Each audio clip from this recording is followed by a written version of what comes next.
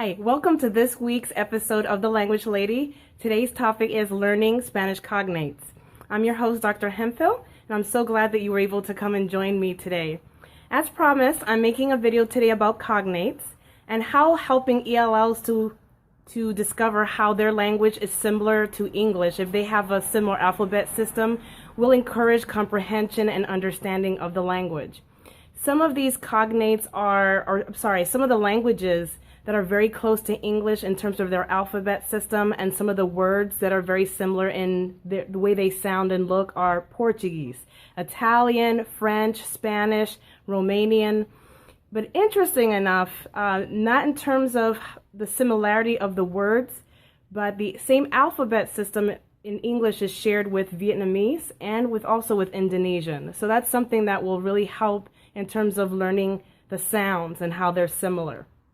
But you might be asking yourself, what is a cognate? So let's talk about that right now.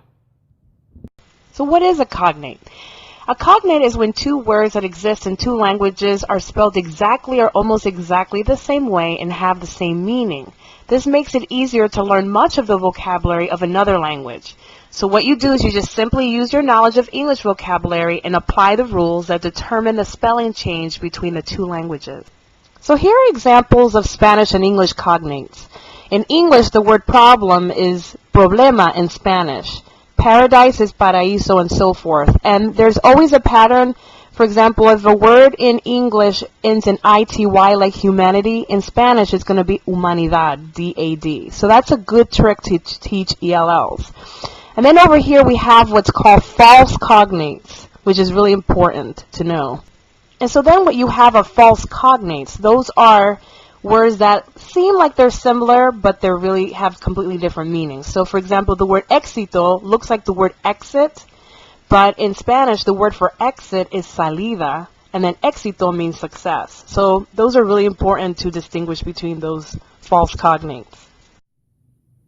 Now that we've talked about what cognates are, an example of cognates, let's talk about what are the implications in the academic setting. So what I want you to do with this passage is I want you to go ahead and press the pause button and see how many words in this English passage you think are a cognate to a word in another language. And you can choose any language you choose. I'm going to use Spanish in the example, but you can use any of the Romance languages I spoke of earlier. After looking at that passage, do you think you found all the cognates? Now, I'm not sure what language you're using, but for the purpose of this video, I'm just going to use Spanish, and I'm going to go through, we're going to relook at this passage again, and I'm going to show you how many words in this passage are similar, are a cognate of a Spanish word.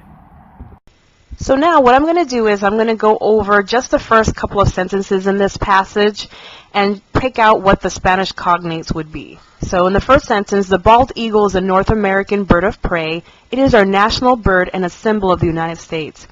Already the word North American, I know in Spanish is norteamericano, so an ELL whose first language is Spanish would be able to pick that out. Next, national is nacional, symbol is símbolo, United States is Estados Unidos. So in this entire passage, there's 39 cognates. So in conclusion, this passage actually had 150 words, and out of those 150 words, 39 words would be comprehensible for a Spanish speaker because they are cognates. So what does this tell us? This tells us that students are able to comprehend a piece of text so long as there's background knowledge, you're using gestures, graphics, but just this tool of using cognates is so essential.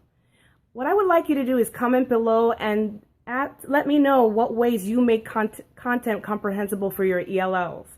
If you don't have students, you're not a teacher, what ways do you find would help you to comprehend a piece of text more easily? And as always, if you like this video, please hit the like button and always subscribe. Thank you, and I hope you will join me again next week for more. Thanks.